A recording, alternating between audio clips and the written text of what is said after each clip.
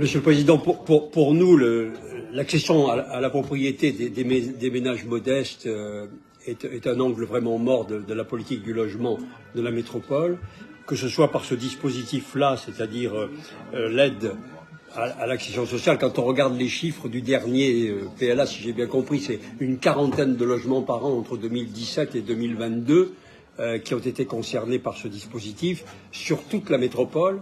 Et par délibération, vous avez limité à 30 logements par an la vente de HLM par an dans la métropole. Donc c'est vraiment une décision politique. Bon, si j'ose dire, elle est respectable parce qu'elle résulte d'une volonté. Vous ne voulez pas que les classes populaires et les classes modestes accèdent à la propriété par l'intermédiaire du logement social. Bon, c'est une décision que vous avez prise. Elle n'est pas bonne pour eux.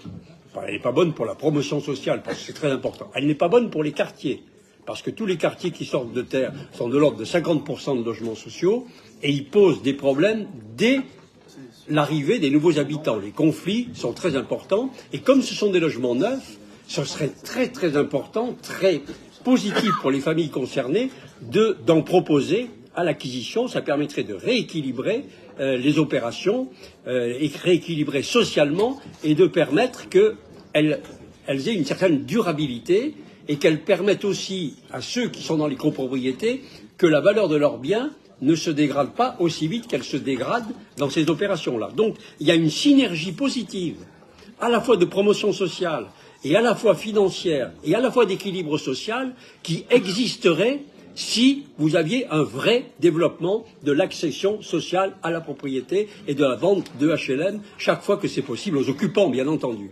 Et vraiment là, c'est dommage de passer à côté de ça sur tous ces plans. C'est vraiment dommage, regrettable, parce que on y perd de tous les côtés. On y perd financièrement, on y perd socialement, on y perd pour l'équilibre des quartiers. Et cette métropole-là, je ne comprends pas quel est l'intérêt.